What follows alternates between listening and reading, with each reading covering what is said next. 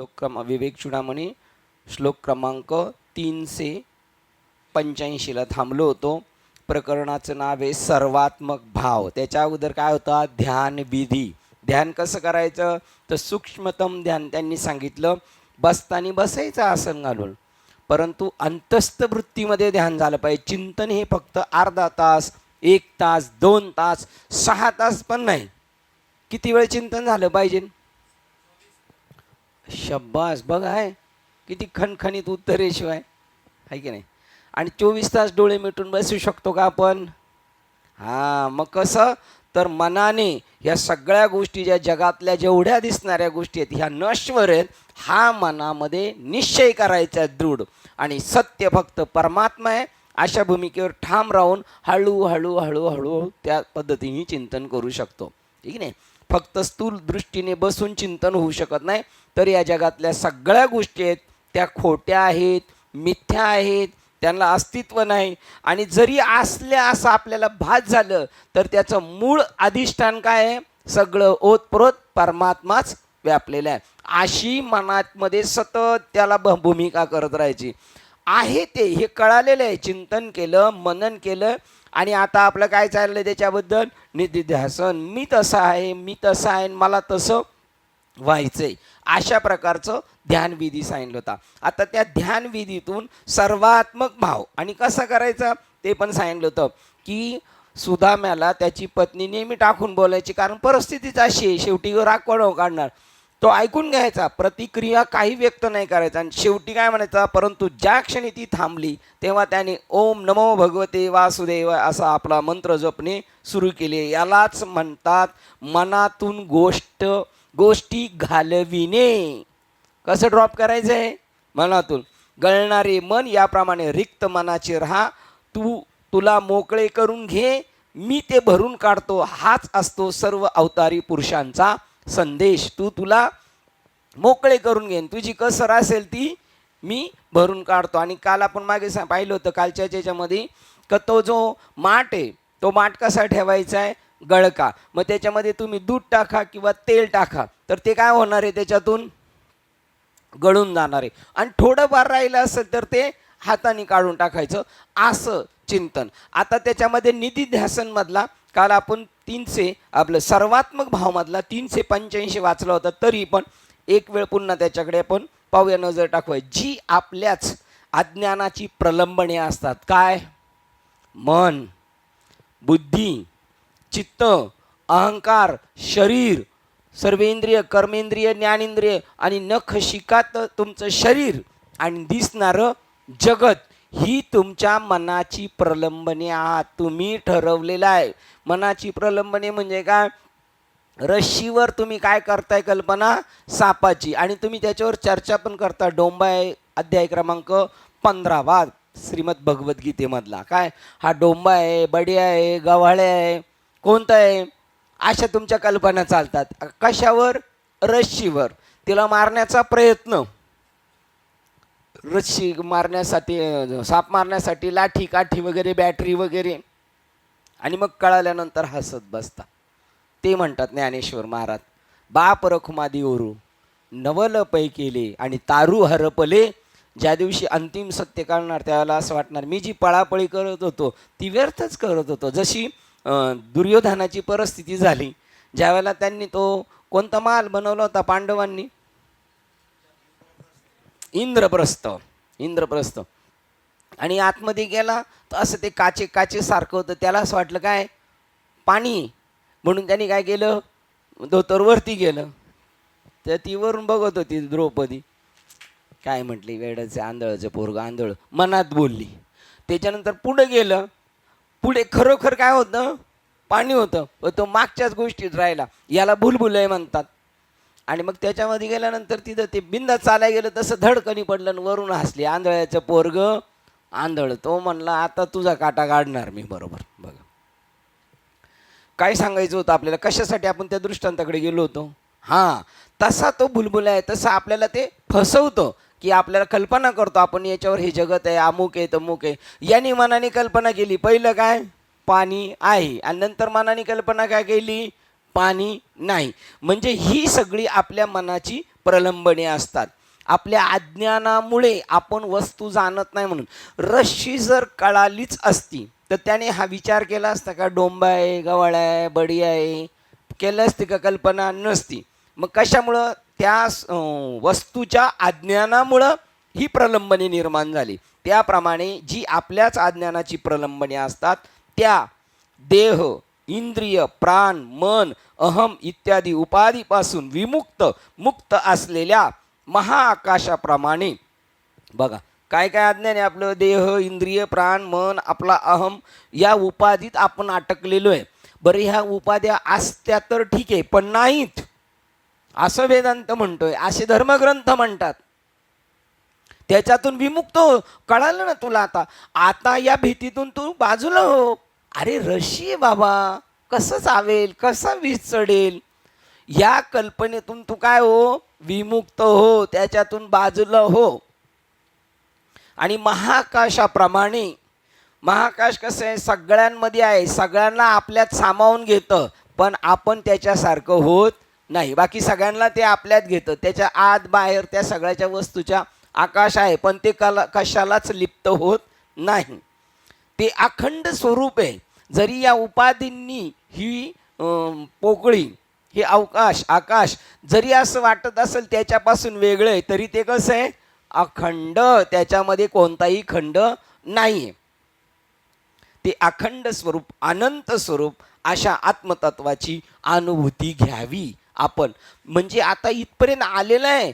आता हे अखंड आहे, या कल्पना आहेत, ही समजण्याची याची पात्रता झालेली आहे. फक्त याला सांगायचं का आता तू त्या गोष्टीच्या नादी नाही लागायचं आणि या गोष्टीला सोडायचं नाही, पकडून राहायचं. अशा प्रकारचा आपण 85 नंबरचा श्लोक वाचलेला होता. आता त्याच्या पुढचे सांगतात, त्याच्यामध्ये श्लोक क्रमांक 386 वाचतोय आपण. घट, कलश, कनग किंवा सुईचे नाक यासारख्या शेकडो उपाधीतून मुक्त असे आकाश एकच असते, विविध प्रकारचे असत नाही. अगदी तसेच जीव भावाच्या उपाधीपासून मुक्त असलेले ब्रह्म एकच असते. बघा का आकाशाचं दृष्टांत देताना काय काय त्यांनी सांगितलं? घट, माठ, कलश, कनक, कणगी किंवा सुईचे नाक, सुईत जो दोरा उगवतो ती जी पोकळी आहे ती, सुईच्या त्या मागच्या याच्यात असलेली पोकळी, त्याच्यानंतर कणगीच्या आतमध्ये असणारी पोकळी, त्याच्यानंतर घटाच्या आत असणारी पोकळी आणि कलश त्याच्या आत असणारी पोकळी. या सगळ्या उपाधींमध्ये जरी ती पोकळी असली तर ती पोकळी त्याच्याशी तादात्म्य पावत नाही, त्यांच्यापेक्षा वेगळी आहे. उलट त्या मेन पोकळीनी यांना सामावून घेतलेलं आहे. त्या पोकळीमध्ये हे आहेत पण त्यांच्यात ती नाही. शेकडो उपाधीपासून मुक्त असे आकाश एकच असते, विविध प्रकारचे असत नाही. होतं का? घटाच्या आतलं आकाश वेगळं, कलशाच्या आतलं आकाश वेगळं, कणगीच्या आतलं, सुईच्या नाकातलं आकाश वेगळं नाही, ते एकच असते. अगदी तसेच जीवभावाच्या उपाधीतून मुक्त असलेले ब्रह्म एकच असते. बघा या सगळ्यांच्या आपल्या जीव भावना ह्या उपाध्या जर बाजूला केल्या आपण, तर आपण सगळे मिळून काय आहेत? एक आहेत. मग ही जी कल्पना आहे हे वास्तव आहे, पण आपल्याला ती पहिली कल्पना दृढ करता करता मग त्याचंच नाव म्हणतात ठसविता बहु लागती सायास. आपण सूर्य एक आहे आणि किरण हजारो आहेत. कमळाचं फूल एक आहे पण पाकळ्या अनेक आहेत. धागा एक आहेत पण वस्त्र वेगवेगळ्या पद्धतीचे आहेत. सोनं एक आहे पण अलंकार वेगळे वेगळे आहेत. तिकडे आपली बुद्धी होते, दृष्टांत पटवून घेतो आपण, पण सिद्धांत पटवून नाही घेत, म्हणून आपली बुद्धी जड म्हणलेली, आपल्याला अज्ञानी म्हणलेले. संतांच्या दृष्टीतून आपण अज्ञानी आहे, पण ते डायरेक्ट आपल्याला असं म्हणणार नाही तू अज्ञानी. मग तो काय करणार? त्याची भावना संपली, त्याला उलट म्हणणार अरे वा छान आहे रे, छान आहे, असं म्हणूनच त्याला तिथपर्यंत यायला लागला. अर्जुना मी नाही लढाई करणार. अर्जुन म्हणतो नाही बाबा, हे भीष्माचार्य, हे द्रोणाचार्य, अरे तू का साधा आहे का? तू हा संग्रामू हरिचिंतीला, निवांत कवचाचा ठाव फोडीला, तू हा पवाडू केला गंधर्वासी. गंधर्व त्यांना मारलंस, तू त्यांना हरवलंस, भगवान शंकरला परीक्षेमध्ये हरवलं. आणि निवांत कवच हे राक्षसांनी स्वर्गावर हमला केला होता. इंद्रावती ते त्याच्याशी संघर्ष करू शकत नव्हते, म्हणून खालून मृत्यूलोकातून फोन करून मागून घेतला. असा अर्जुन, त्या अर्जुन, अरे तुझा एवढा धाक घेतात हे कौरव. अर्जुन म्हणलं तर थरथर थरथर थरथर कापतात, एवढा तुझा धाक आहे. जसं जनावरं, गाई वासरं किंवा ते कुत्री जसं त्या सिंहाला घाबरतात, वाघाला घाबरतात, तद्वच तुझ्याबद्दल ते धाक धरतात. तू कशाला मागे येतो, असं आपल्याला प्रोत्साहन देणार आणि आपल्याला तिथपर्यंत घेऊन जाणार आहेत. नाही तर एरवी आपण का अज्ञानी आहेत, आपल्याला सांगून पटून सुद्धा आपल्याला त्या प्रसंगाला ते फिट होत नाही. म्हणून 9व्या अध्यायातला 10व्या नंबरमध्ये श्लोकमध्ये सांगितलं, तुम्ही जरी बोलले पण प्रसंगाला जर तुम्ही व्हायबल झाले नाही. 9वा अध्याय गीतेतला 10वा नंबर, ज्ञानेश्वरीतला 9व्या अध्यायातला 10वा नंबर श्लोक. हो, तुम्ही वाक्चातुर्याच्या जोरावर जगाचे डोळे दिपवू शकता, काय बोलतो, परंतु तुमची भूमिका तिथे दृढ नसल्यामुळे तो बोध झालाच नाही तुम्हाला, तर टिकेल कसा? काय म्हणायचं? का बोलाची नि वाचा बळे, वायाची झकविते प्रतितीचे डोळे. साचोकारे बोधा वेळे आथी नव्हे. ज्या वेळेला प्रसंग येतो तेव्हा बोधावर आपण राहत नाही. हा आपला कमीपणा आहे. असू द्या, काय हरकत नाही. असेच सगळे बनत गेले, कोणी आईच्या पोटातून शिकून नाही आलं. पण या वेळेला असं झालं, ते पुढच्या वेळेला आपण तिथे काय राहिलं पाहिजे, अलर्ट. मागच्या वेळेला आपला हा ॲक्सिडेंट या कॉर्नरला झाला म्हणजे गाडीचं स्पीड या वेळेला कंट्रोलमध्ये पाहिजे की नाही, का त्याच्यापेक्षा जास्त पाहिजे. मग त्यावेळेला आपण त्याच्यातून धडा शिकला पाहिजे. ते म्हणतात बघा, ते एकच ब्रह्म आहे. वर उल्लेखलेल्या अवकाशाच्या उदाहरणाचा पुढील श्लोकात विस्तार केला आहे. आकाश म्हणजे जे डोळ्यांनी दिसतं ते कल्पना करू शकतो, निळासर पट्टा वगैरे. पण त्याच्या पलीकडे जे आपली दृष्टी पोहोचत नाही तिचं नाव अवकाश. बघा, आकाश म्हणजे हे दिसतंय निळासर पट्ट्याचं, पण त्याच्याही पलीकडे जे आहे ते आपण आपल्या दृष्टीला तेही कळत नाही, निळं सुद्धा कळत नाही, म्हणून त्याचं नाव अवकाश. वर उल्लेखलेल्या अवकाशाच्या उदाहरणाचा पुढील श्लोकात विस्तार केला आहे. घट, कलश, धान्याचे कोठार किंवा सुईचे नाक ह्या अवकाशाच्या उपाधी होत. बघा ना, म्हणजे ह्या ज्या वस्तू आहेत ह्या किती काळापासून आहे. आता कणगी नसणार, कणगी माहिती तुला? अरे तुला सगळं माहिती. तुला माहिती कणगी? नाही. तुम्हाला माहिती आहे? बापरे.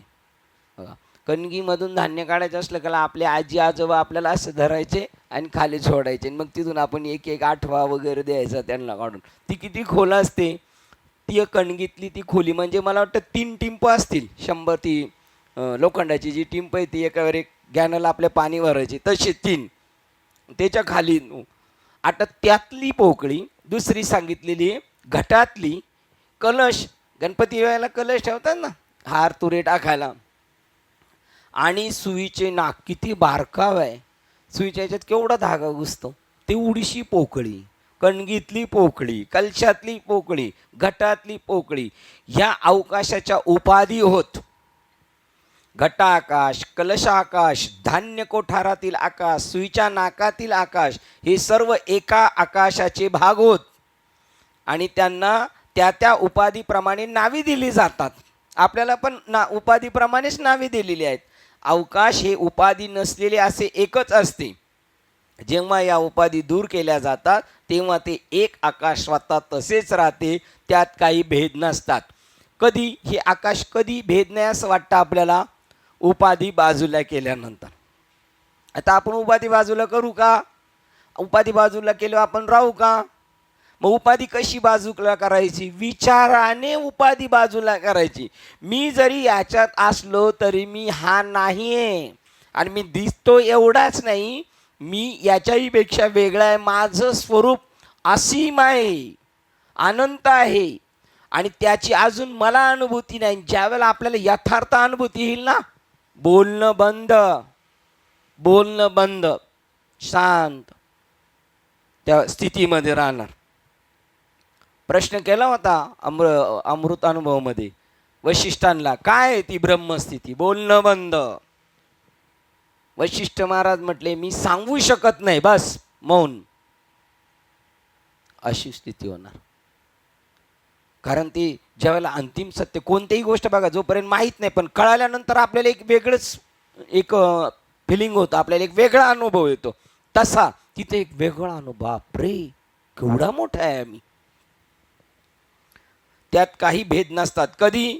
ज्या वेळेला त्यात काही उपाधी दूर केल्या जातात तेव्हा ते एक आकाश स्वतः तसेच राहते, त्यात काही भेद नसतात.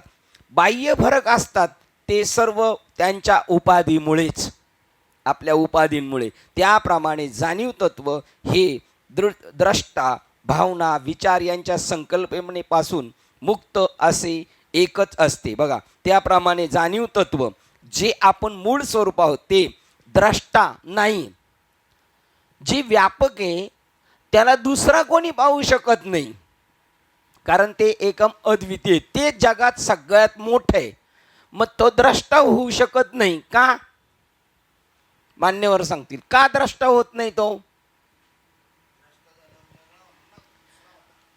हा, द्रष्टा होत नाही कारण त्याच्या समोर काय नाहीये? दृश्यच नाहीये. दृश्य असतं तर तो द्रष्टा झाला असता. तो द्रष्टाही नाही आणि त्याला दृश्यही नाही. दृश्य जेव्हा होता तेव्हा त्याच्या सापेक्ष भाव काय? द्रष्टा. मग दृश्यच नाही त्याच्या, म्हणून तुकोबाराय काय म्हणतात? मी तसा झालो, अदृश्य तेच झाले. काही दृश्य जे होते. आता आपल्याला असं होणार का अदृश्य तेची झाले काही दृश्य होते? मग अदृश्य जे झाले दृश्य होते याचा अर्थ चंदूबाबा मग आपल्याला जग दिसणार नाही, ही माणसं दिसणार नाही, काही गाड्या घोड्या दिसणार नाही, असं होणार की नाही? असं होणार का? मग गाड्या बिड्या दिसणार नाही, जग दिसणार नाही, दिसणार का नाही? पण आकाराने त्या ज्या गाड्या बिड्या आहेत त्या हे ज्ञानाने कळणार आहे आपल्याला की स्थूल दृष्टीने कळणार आहे? हा, मग स्थूल दृष्टीने हे दिसणार. स्थूल दृष्टीने ही टोपीच आहे, हा जब्बाच आहे. पण ज्ञान दृष्टीने काय आहे? हा कापूस आहे. मग या दृष्टीने राहिलं, आता कळालं हे कापूस आहे, पण काय दिसतंय?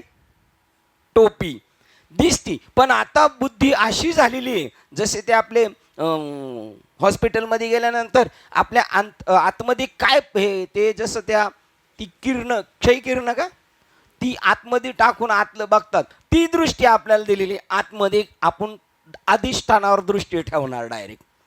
उपाधी असणार, उपाधीत असणार, पण उपाधी वगळून आपण पाहणार. कसं? सोनार वेगवेगळ्या आकाराचे देव जरी असले तर तो वेगवेगळ्या आकाराचे देव म्हणत नाही. तो ते आकार दृष्टीतून त्याच्या विसर्जित करतो, ज्ञान दृष्टीतून, आणि काय पाहतो? त्याचं मूळ स्वरूप पाहतो. म्हणजे जगत दिसणार की नाही शिंदे बाबा आपल्याला या सगळ्या चर्चेतून? टोपी दिसणार की नाही आपल्याला? का कापूस दिसणार? आता टोपी दिसणार, पण ज्ञानदृष्टीने काय दिसणार? कापूस. आणि चर्मदृष्टीने काय दिसणार? टोपी. बस, आता तो ज्ञानदृष्टी. आता माझं दृष्टी देई पांडुरंग माय बापा, मला ती दृष्टी भेटली. आता मला ती दृष्टी भेटल्यामुळं जरी तुम्ही म्हटले तरी मला टोपी दिसली तर मी त्याला काय म्हणतोय? कापूसचे. त्याचं नाव मी सहज मी आंधळा गा. निराकार निज आत्मस्वरूपाच्या पंथामध्ये असल्यामुळे या जगताच्या दृष्टीने माझ्या डोळ्यावर काय आलेली आहे? पडळ, अंधार, माझ्या ते दिसत नाही. अशा प्रकाराने जेव्हा आपण त्याच्याकडे पाहणार त्यावेळेला द्रष्टाभाव संपला. त्याच्यानंतर भावना संपली. आता दृश्यच नाही, त्याच्यामुळं कोण नाही? द्रष्टा नाही. मग हे काहीच नाही, तिथं काही भाव निर्माण होईल का? काय भाव निर्माण होणार? काहीच नाही निर्माण होणार. आणि भावच निर्माण नाही झाला तर त्याच्यासाठी काय प्लॅनिंग करायला बसणार का आपण? नाही. मग विचार संपला. त्या संकल्पनेपासून मुक्त असे एकच असते, ते जाणीव तत्व या संकल्पनेत नाही. ते याच्या संकल्पनेपासून कसं आहे? मुक्त आहे. आणि आपण या संकल्पनेमध्ये बद्ध आहोत. बस, याचं नाव बद्धत आहे. आपण या संकल्पनेला धरू नये.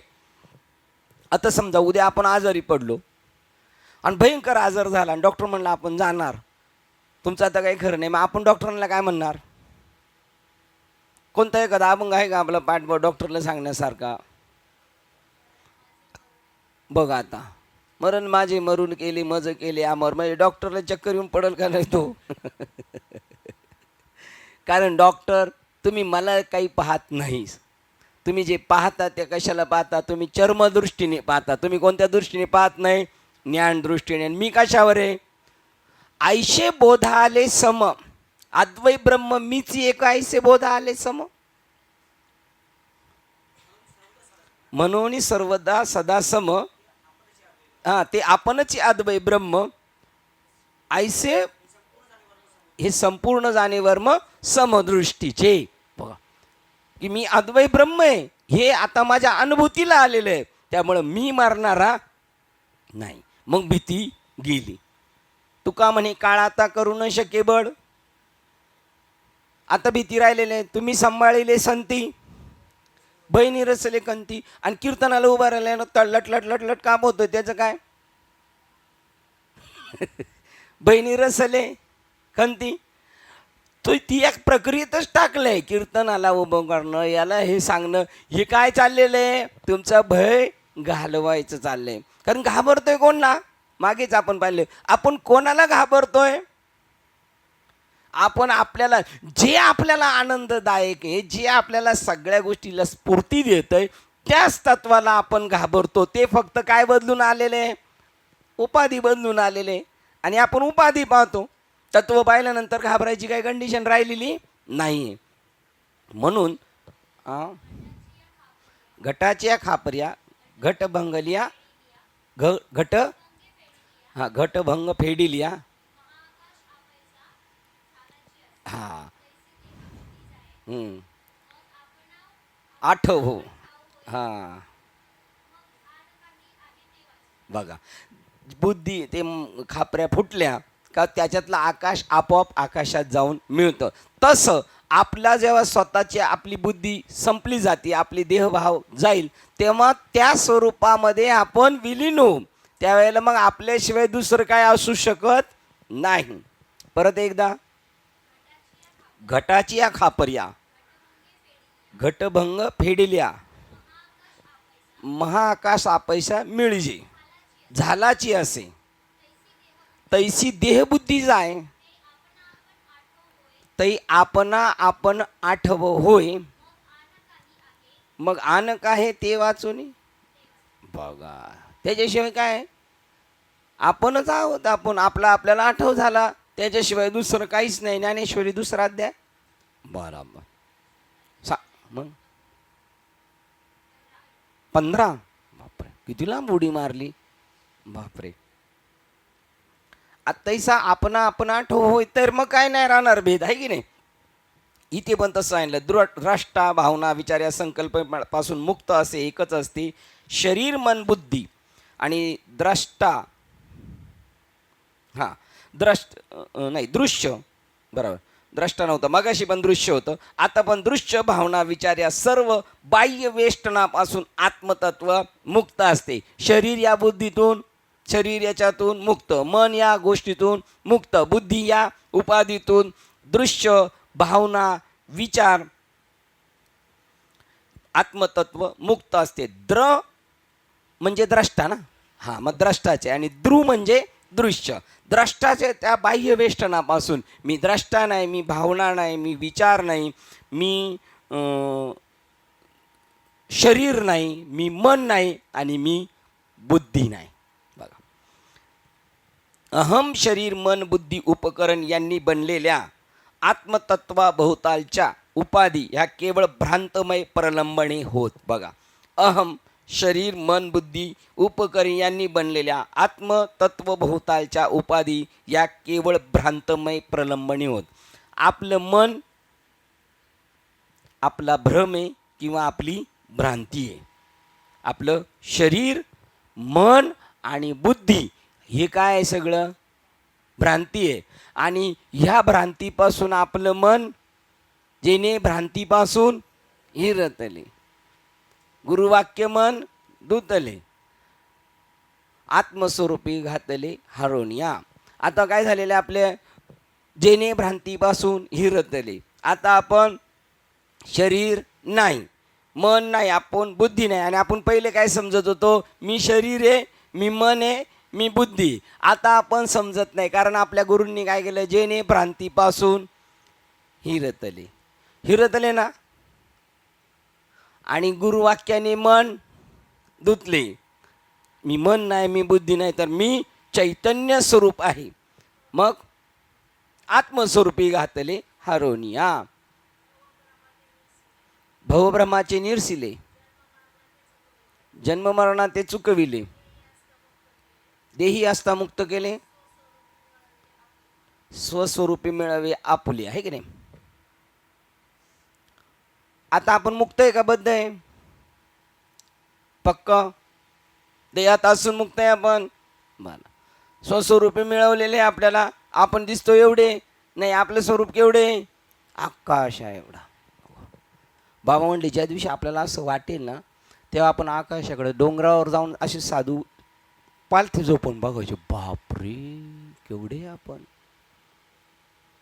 केवढे आहेत आपण, बाप रे बाप. म्हणून आकाशाकडे जाऊन बघायचं, नदीकडे जाऊन बघायचं, डोंगराकडे जाऊन बघायचं. जे व्यापक तत्व आहे त्याच्याकडे बघता बघता आपण काय होतो, तत्स्वरूप होऊन जातो. ठीक आहे नाही? म्हणजे आपल्याला या गोष्टीपासून आपण बाजूला गेलं पाहिजे, मुक्त झालो पाहिजे. कधी मुक्त होणार? शरीर, मन, बुद्धी, उपकरण यांनी बनलेल्या आत्मतत्वाभोवतालच्या उपाधी केवळ भ्रांतमय प्रलंबने होत. म्हणजे हे जे आपण या भ्रांतीत सापडलो होतो, आता या भ्रांतीत नाही. आता आपण मन राहिलेलो नाही, आपण आता बुद्धी राहिलेलो नाही, आणि आपण शरीर राहिलेलो 100% या भावावर राहिलं पाहिजे. आपण आहोत की नाहीत? आपण आहोत. अगदी बॉर्डरला होत आपण, मोक्षरेखे आलोय, भाग्य मिनिटाला, आणि साधूचा अंकेला हरी भक्त. आपण तिथपर्यंत आलेले, मोक्ष रेखे आला का? लाईन क्रॉस करून गेलाय? नाही गेला. बघा, लाईन क्रॉस करून गेला नाही, बॉर्डरला गेलेलं आहे. आता लाईन क्रॉस करून जायचं आपल्या. आपण शाळेत खेळताना त्या पाट्या त्याच्यात ते पिठाची जी लाईन मारलेली आहे, त्याच्या बॉर्डर जवळ आलो तरी आपल्याला मागं खेचतात ना ते 7-8 जण मागं, तेवढी फरफड होती. पण तिकडे गेला तो सुटला गा, आहे की नाही? मग त्यापर्यंत जायचं. आता इथून पुढे आपल्याला जर कधी वाटलं माझ्या मनाला पटत नाही, जेणे भ्रांतीपासून हिरतले, मन काय भ्रांती, हो आज माझी तब्येत बरोबर नाही, असं होईल का? नाही होणार. असं आपण महात्म्यांचं ऐकतो, त्यांना काय घेणं देणं नाही. मी शरीर नाही. गजानन महाराजांच्या हातात विस्तू चिलीम पेटवतानी, तर त्यांना त्याची जाणीव नाही झाली का? आणि ज्यांचं प्रवचन झालं त्यांनी सांगितलं आत्मा असा आहे, आत्मा असा आहे, तो शस्त्रांनी कापला जात नाही, अग्नी जाळू शकत नाही, पाणी भिजवू शकत नाही, वारा हाकून नेऊ शकत नाही, हलवून त्याला इकडे तिकडे. आणि नंतर जाताना तो त्याला असं वाटलं यांना काय आहे, आणि मग ते चिलीम भरत असताना ते आल्यानंतर लगेच असं विस्तू हातात घेतलं ना असंच, आणि ते सांगायला लागले महाराज निघालेत बरं का. असं महाराज म्हणले करता काय तुम्ही, हे हात भाजन ना. ते म्हणले तुम्ही तर मगाशी सांगितले काय, अग्नी जाळू शकत नाही. हे असेल का सत्य? हो 100%. चटका बसू बी शकतो आणि बसू पण नाही शिकत. जर तुम्हाला काही तुमच्याकडून भगवंताला हा चमत्कार भगवंताला दाखवायचा आहे, त्यावेळेला अशा घटना पण घडतील. आणि तुकाराम महाराजांच्या अंगावर गरम पाणी टाकलं, भाजले की नाही? भाजले. त्यांची काया जळो माझी काया लागायला होऊन बघा. म्हणजे तुम्हाला त्याच्यातून काही चांगलं काढायचं, भगवंताला त्यांना दाखवायचं दृष्टांत, त्यावेळेला समोरच्याच्या बुद्धीमध्ये विकास होण्यासाठी असं होणार. आणि वास्तव असंच आहे. शरीर जरी वाटलं तरी मी शरीर नाही, जाऊ द्या काय व्हायचं ते होऊ द्या, मी मन नाही, मी बुद्धी नाही. हे असं होतं का? होतं. तुम्ही पिक्चर बघा ना, त्याला इतका मारला त्या गुंडांनी, बेशुद्ध पडला, मेला म्हणून सोडलाय. आणि त्याच्या जवळच्या बहिणीला, आईला, पत्नीला घेऊन चालले, ती मोठमोठ्याने ओरडायला लागली. त्याचा लगेच श्वास होतोय चालू, इतका मारतो समोरच्याला बेदम, आणि त्याला मारलं तरी लागत नाही. तो मग त्याला का झालं लागत नाही? कारण त्याचं काय झालेलं आहे, जेणे भ्रांतीपासून हिरतले. तो स्वतःला आता त्यावेळेला काय समजत नाही, शरीर समजत नाही. असं होतं, असं झालेलं आहे आपल्याला सुद्धा. असं काही वेळेला ज्या वेळेला आपण बाबांनी एकदा दृष्टांत सांगितलं, एका आईला सांगितलं की तुझ्या मुलाचा ॲक्सिडेंट झाला, तिची धावत पळत सुटली, गेली हॉस्पिटलमध्ये, जाऊन पाहिली तर पाहिलं अरे हाय जेमतेम लागले, पट्ट्या बिट्ट्या पण व्यवस्थित आहे. आणि मग तिचा पायाचा अंगठा ठसठस करायला लागला. आणि मग तिला कळालं अरे आपला अंगठा फुटला. आता अंगठा कधी फुटला होता? त्यावेळेला तिच्या चित्तात फक्त काय होता? तसं आपल्या चित्तात फक्त देव चित्ती तुझे पाय डोळा रूपाचे ध्यान, अखंडमुखी नाम तुमचे वर्णा वेगून. त्यावेळेला काहीच कळणार नाही आपल्याला. असं म्हणतात होतं की ना आठवे घरदार तहान पळाली भूक, असं झालेलं आहे आपल्याला काही क्षणाला. पण त्याची काय झाली पाहिजे? व्यापकता झाली पाहिजे. कारण परमतत्व हे सदा अविकारी असते. अविकारी म्हणजे ते शरीरधारी नसते, ते मनधारी नसते, ते बुद्धिधारी नसते, त्याचं नाव अविकारी. आणि मी मन आहे, मी बुद्धी आहे, मी शरीर आहे, तर ते विकारलेलं आहे. हेच पुढील श्लोकात आणखी स्पष्ट केले आहे. श्लोक क्रमांक 387. ब्रह्मापासून एक देशी जीवापर्यंतच्या, इथं काय झालंय? एक पेशी. ब्रह्मापासून ते एक देशी जीवापर्यंतच्या सर्व उपाधी असत्य फसव्या असतात. बघा केवढं मोठी गोष्ट सांगायची. हा जुन्यामध्ये आहे का बघा बरं साहेब. श्लोक क्रमांक 387 पहिलंच, ब्रह्मादी स्तंभ पर्यंता. तिथं पण पेशीचे ना, पण देशी पाहिजे, एक देशी. बघा चिलीट आदि ब्रह्मा अंतिम शक, सर्वांच्या हृदयी मीच एक, आयशे सभाग्य जो पाहे, हे चोक भजन मद प्राप्तीचे. एक पेशी पण होऊ शकतो. हा एक पेशी छोटी, एखादा जीव. हा बरोबर, एखादा एकदम, कधी कधी आपल्याला एकदम इतका बारीक किडा दिसतो ना बारकाईने, तो असा हालचाल करत असतो. त्याला पाय कुठे असतील हे बघताना, पण तो त्याचे पाय बघायला गेलं तर तो मरून जाऊ शकतो. कारण आपण त्याला असं चिमटीत पकडून पाय बघायला गेलो तर बरोबर नाही. म्हणजे तो चालतो कसं काय? घसरत जातो काय? हा एक पेशी आपल्या अंतःकरणाची आणि एक ब्रह्मदेव सम. बापरे, सम आहे. पण यांना सम नाही सांगायचं, यांना काय सांगायचंय? ऋषीच सांगणार किंवा गणेश. हा विषम झालं. त्यांना सांगायचंय की उपाधीच नाहीये ही एक पेशी, आणि तो बहुपेशी ब्रह्मदेव सगळ्यात मोठा. तरी आपण याला एक पेशी म्हणतो आणि त्याला ब्रह्मदेव म्हणतो. ह्या उपाध्या आहेच नाही. पहा पुन्हा, ब्रह्मापासून तर एक पेशी जीवापर्यंतच्या सर्व उपाधी असत्य फसव्या असतात. ब्रह्मदेव आणि एक छोटा किडा वळवळ करणारा, एकदम जो दिसत पण नाही, तो दिसत नाही ना, पेशी दिसतात, तो. त्या दोन्ही गोष्टी फसव्या आहेत. कारण त्या कशात आलेल्या आहेत? उपाधीत आलेल्या आहेत. आणि उपाध्या फसव्या आहेत, ते मूळ स्वरूपापर्यंत घेऊन जाऊ शकत नाही आणि असत्य आहेत. म्हणून मुमुक्षुने आपले आत्मतत्व हेच एकमेव सत्तत्व आहे असे समजून ते प्राप्त करून घ्यावे. स्तंभ पर्यंता, एक स्तंभ अनियन, त्याच्यामध्ये सांगतात अणुरेणूपासून तो थेट स्तंभापर्यंतच्या शूद्र जीवजंतूपर्यंत जेवढे आहेत, त्या छोट्या मोठ्या आणि एकदम छोट्या छोट्या जेवढ्या आहेत त्या जीवजंतू सगळ्या काय आहेत? विश्व निर्माणकर्त्या ब्रह्मापासून ते अत्यंत शूद्र जीवापर्यंत ते सर्व सीमित करणाऱ्या उपाधी असल्यामुळे भ्रामक आभास होत. ज्या जगत निर्माण केलं तो ब्रह्मदेव, आणि त्यांनी निर्माण केलेले छोट्यातली छोटी उपाधी, आणि तो सगळ्यात जंटलमॅन प्रमुख, ह्या सगळ्या फसव्या आहेत. त्या फसव्या आहेत. पण आपलं शरीर मात्र कसं आहे?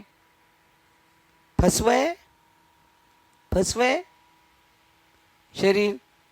तुम्हाला उलट बोलायला आठवत नाही का सध्या लगेच काय?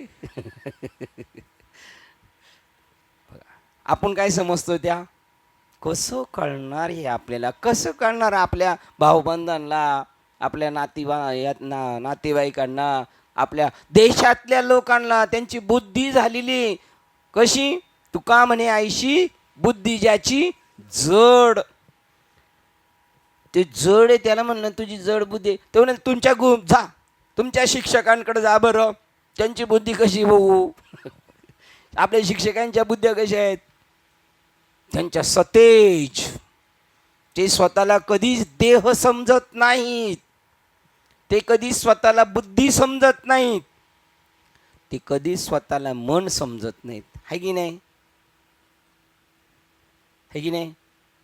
हां बरोबर. एक माणूस तरी आपल्या याच्यातला भेटला की नाही? नाही. जर आपण समजलं तर आपण जो पण असेल पार जंटलमॅन असू द्या तरी तो भ्रांतीमध्ये आहेच. भांबावले जन म्हणती माझे माझे वाऊगेची ओझे वाहताती. जंटलमॅन खराची आहे परी उकुरडा सेविती. कोण? जंटलमॅन खराची आहे परी उकुरडा सेविती. गाढवाप्रमाणे. पुढे काय? खराची परी नाही त्या गती तो आधम जाना. त्याला गतीच नाही, ते थर्ड लेवल आधम. काय म्हणजे एक एक विचार करण्यासारखे. काही झालं तर मी शरीर नाही. आणि ह्या अभ्यास आहे आपल्या वारकरी संप्रदायातले कलस्थानी असणारे तुकाराम महाराज. त्यांना बोध दिला तू ब्रह्म आहेस. ते म्हणले मला तसं वाटत नाही, मी शरीर आहे म्हणून देवा आता ऐसा करी उपकार. देहाचा विसर पाडी मज. ज्या वेळेला काम क्रोध तोडावा संबंध यांचा माझा सुरुवात काय? आस भय चिंता काम क्रोध लज्जा काम क्रोध माया तोडावा संबंध यांचा माझा. आता ते गेले म्हणले ते दाखव बरं कुठं. ते हाजीर हो. काम क्रोध माया लज्जा हाजीर हो. कोर्टात हाजीर होतील की नाही? त्यांना अस्तित्वच नाही. अख्ख्या शरीराला तुमचा भ्रम आहे तर हे कुठं आलेत? आणि यांचे वाऊगेची ओझे वागविता ती. यांचा संबंध तोडा. त्यांचा जॉईंट कधी झालाय हे असावेत आणि मग त्यांचा संबंध जोडावा. ही नावं दिलेली आहेत. एका वस्तूला अनेक नावं दिलेली आहेत. मी मामा, मी वडील, मी भाऊ, मी पती, मी मुलगा, मी आजोबा. आता आजोबा एक आहे, वडील एक आहे, मुलगा एक आहे, भाऊ एक आहे, मामा एक आहे, नाना एक आहे. हे अशा अनेक आहेत. एकालाच अनेक नावं आहे. तसा एका चैतन्याला तुम्ही अनेक गोष्टींनी संबोधलेले.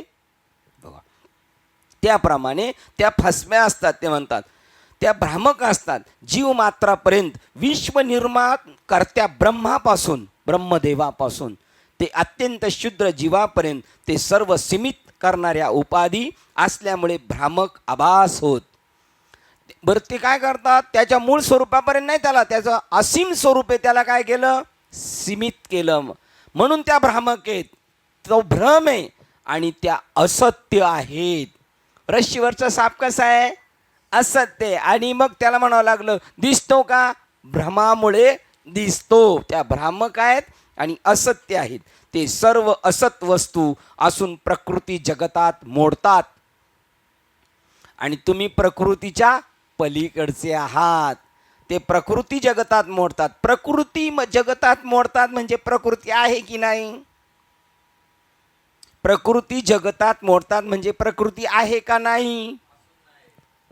हा बरोबर आहे. तुम्ही कल्पना स्वीकारली म्हणून तिचं नाव आता काय झालं? प्रकृतीचं नाव कल्पना. कल्पना म्हणजे असते का? नसते. चला त्याच्या पुढे अज्ञान. अज्ञान असतं का? नसतं. नसतं. अज्ञान, कल्पना, प्रकृती, अजून माया, अविद्या ह्या आहेत का? आहेत का? नाही. मग प्रकृती आहे का? नाही. कुठे गेल्यानंतर? आता तुम्हाला सांगितलं सोन्याची बाहुली आहे. मग त्याच्यातून सोनं काढायचं बाजूला आणि ती बाहुली बाजूला काढायची. बाहुली म्हणजे प्रकृती. तिला बाजूला काढायचं आणि सोनं बाजूला काढायचं. होणार की नाही? होणार की नाही? नाही. कारण ते बाहुली आपलं सोनं आहे, पण त्याच्यावर तुम्हाला काय दिसलेली आहे? ती प्रकृती. ती नाही आहे. जी नाही आहे तिच्या तुमच्यावर काय झालेला आहे? परिणाम झालेला आहे. ते प्रकृती जगतात मोडतात. अनंत तत्वाच्या दृष्टिकोनातून प्रकृती जगत नसतेच. क्लिअर करून टाकलं जाणार. एक मनुष्य म्हटला, मी फार धीट आहे. अरे आपल्या त्या कॉर्नरला वडाच्या झाडाखाली तिथे भूत आहे म्हणतात. मी भूताला काय घाबरत नाही, भूत बीत काय नाही. आणि खरूच नव्हतं. हे म्हणले मग जाऊन दाखव अमावस्येच्या दिवशी, मग बघू. ही खोटी ठोकून ये, जा बरं. दिली खोटी त्याला. मग तो काय केला? घोंगडी घेऊन गेला आणि इकडे इकडे बघत बघत बघत बघत बसला तसा. फुटी ठोकली कशावर? घोंगडीवरच. मामींना माहिती आहे बरोबर आहे का रे.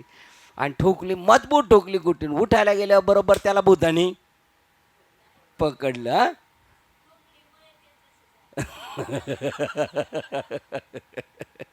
खोटी ठोकल्यामुळं तसं झालं. पण त्यांनी काय केली?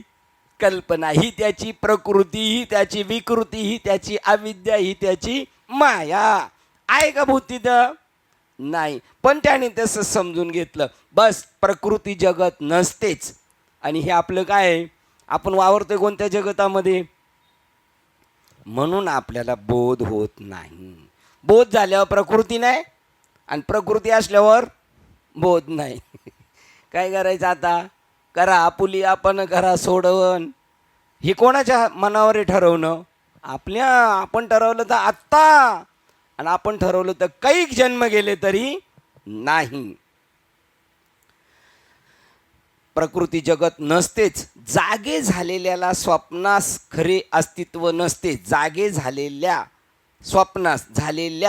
स्वप्नास खरे अस्तित्व नसते. जो जागा झालेला आहे त्याला स्वप्न आहे का आता? नाही. या श्लोकात आचार्य बघा, हे स्वप्नाचं दृष्टांत का हे दिलेलं आहे आपल्याला. हे गाथा याच्यामध्ये हरिपाठानंतर गुरुपरंपरेच्या अभंगात हे वाक्य सांगितलेलं आहे, पडीला विसर स्वप्ना माझी. कोणत्या स्वप्ना माझी? याच्यावर PhD करायची. कोणत्या स्वप्ना माझी? जगत एक आहे. अविद्येची अनिदा, प्रकृतीची अनिदा, मायेची अनिदा, कल्पनेची अनिदा, विश्वस्वप्नाचा हा धंदा. आता याचा धंदा जोरात झाला का नाही? अविद्येची अनिदा, विश्वस्वप्ना भोगीत होता प्रबोधा जो अनादिपणे 84 लक्ष योनी मध्ये.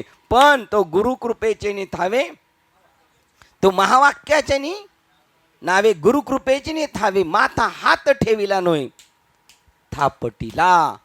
हे आपलं चाललंय ना आपल्याला. बाबा नेहमी वरच्यावर येणार, कीर्तनाला येणार, दादा येणार, ताईसाहेब येणार, आप्पा येणार. हे थापट नाही आपल्याला. अरे जागा हो, जागा हो. आता जागा झालेला झोपेल का? जागा झाल्यावर झोपेल का? सकाळी जागा झाल्यावर दुपारी झोपतो का? कामावर जाणारा झोपत नाही. घरी येतो झोपतो, त्याला बळं उठवावं लागतं. जायचं नाही का आज? काही टाईम हुकला की काय की नाही? तो झोपत नाही. प्रवीणला पटलं. शनिवार रविवार असं होतं काय प्रवीण? स्वप्नास खरे अस्तित्व नसतेच. बघा आपल्याला केवढा मोठा प्रवास करायचा आहे ना. आपण किती चिल्लूभर पाणी में डूब मरने का सोचा आहे आपण ने. केवढा मोठा अभ्यास आहे आपला. दिसलं का नाहीच म्हणायचं. हे जग नाही आहे, हे जग नाही आहे. आणि असलं तर मी अजून काय झालेलं आहे? झोपेत आहे. झोपेत पडलेलं काय आहे? स्वप्न आहे. स्वप्नास खरे अस्तित्व नसतेच. या श्लोकात आचार्य साधकास आव्हान करतात की सर्वामध्ये एक आत्मतत्व म्हणून जे असते, एक आत्मना स्थितम, तेच तुझे आत्मस्वरूप, तेच तुझे आत्मतत्व म्हणून अनुभव घे. हे घेतलं नामदेव महाराजांनी. सर्वांचे जे अधिष्ठान तेची माझे रूप पूर्ण. मी तसा आहे. तसं तू आव्हान करतात. तू असं हो बाबा, असं हो बाबा. वैविध्यपूर्ण जगतात ब्रह्माहून वेगळे असे काहीच नाही. काय हे एक एक वाक्य काय सांगते? हे विविधतेने नटलेल्या जगतामध्ये जरी विविधता दिसली तरी एकताच आहे, एक ब्रह्म सोडून दुसरं काहीच नाही. आपण पाहिलं ना ते साखर ताटेमध्ये जरी वेगवेगळ्या आकाराचे तुळस बनवलेली, देवी बनवलेली, तरी पण काय एक सगळी साखरच आहे, त्याच्याशिवाय दुसरं काहीच नाही. ही कधी कळेल बरं आपल्याला? ज्या दिवशी कळेल तो आपला शेवटचा दिस समजायचा गोड झाला. आणि जोपर्यंत तो दिवस गोड होत नाही तोपर्यंत आदबायचंय, राबायचंय, मेहनत करायची, कष्ट करायची, त्या गोष्टीसाठी, याजसाठी केला होता अट्टहास. काय?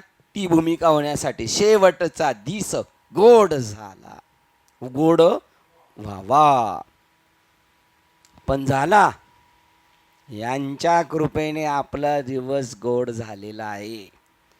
आता आपल्याला कशाची अपेक्षा आहे? नाही राहिली आपल्याला अपेक्षा.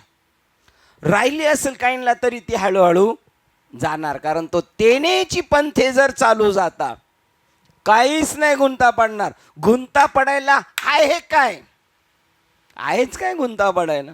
सगळं जर मीच आहे किंवा तो आणि मी एकच आहे तर गुंता पडायला राहिलं काय? आता वैविध्यपूर्ण जगतात ब्रह्माहून वेगळे असे काहीच नाहीच, काही नाहीच ही कल्पना ठसवण्याकरता अत्यंत खात्री पटणारा आणि निर्णयात्मक दृष्टांत पुढील श्लोकात आपणास मिळतो.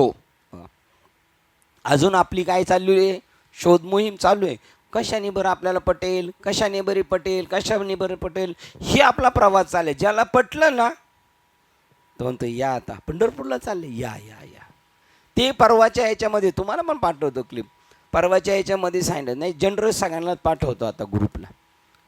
तुमची पळापळी कशासाठी आहे ते म्हणतात. मग ही जर पूर्णत्व झाली तर तुमची पळापळी थांबली पाहिजे. कोणती? पारमार्थिक क्षेत्रातली पळापळी थांबली पाहिजे. संसारातली चालेल, तिथं पळा जरा. आणि दमले का, दम छाट झाला का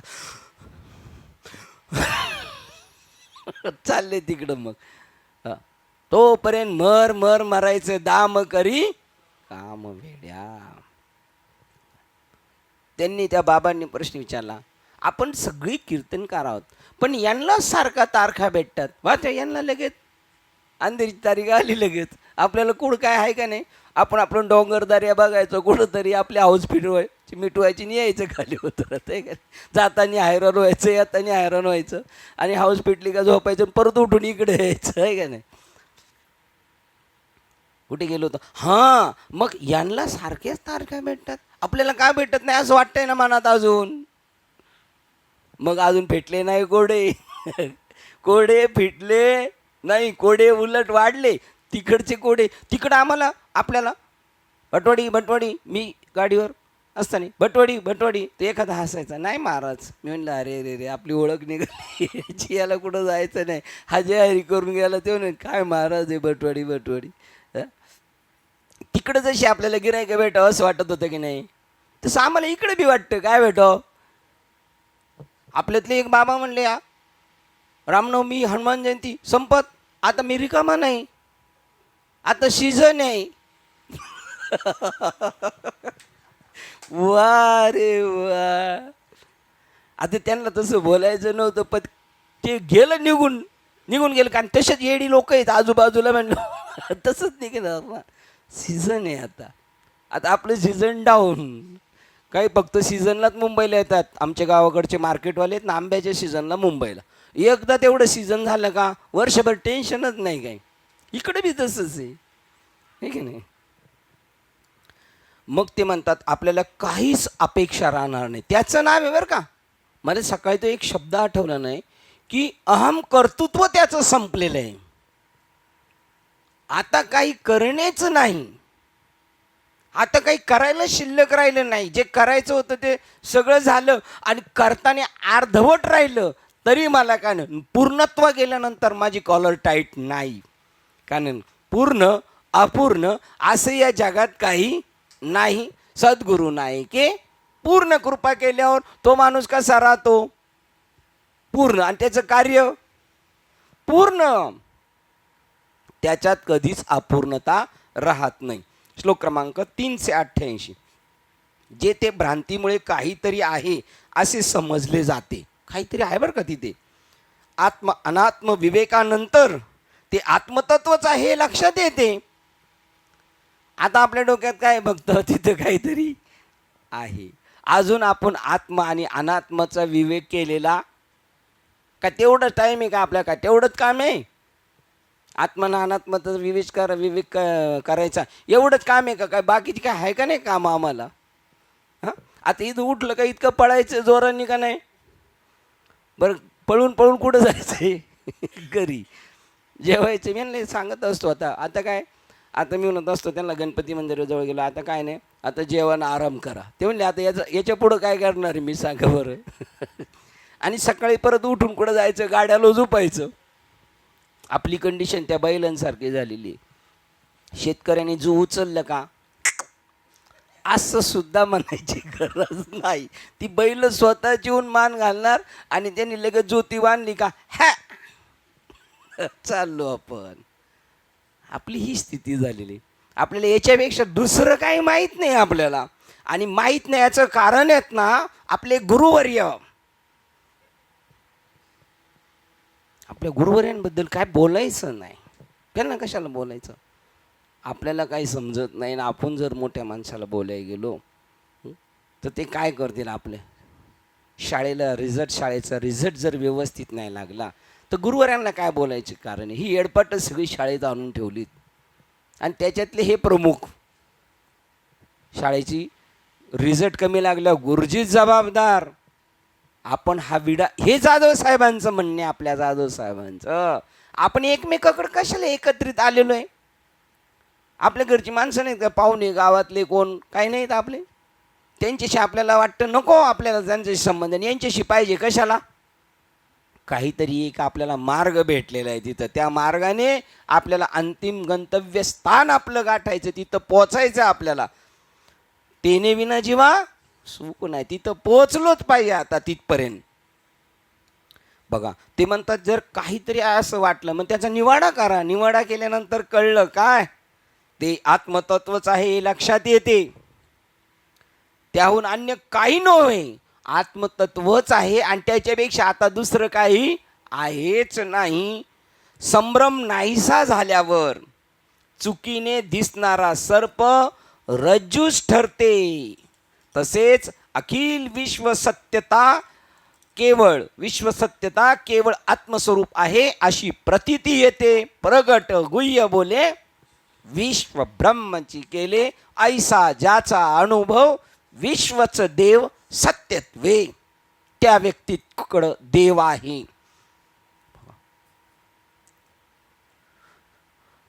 म्हणून रामेश्वर भट्टांना अनुग्रह दिलेला आहे. काय पाहून दिलं? रामेश्वर भट्ट आणि त्यांनी आपला गाथा बुडवला हे पाहून अनुग्रह दिला.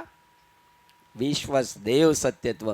आणि दिला हे म्हणणं सुद्धा आहे ना, ही एक अज्ञानातलीच प्रक्रिया आहे, पण निखळ ज्ञानी बनवण्यासाठी या गोष्टी. जसं सोन्याला तापवायचं कशासाठी?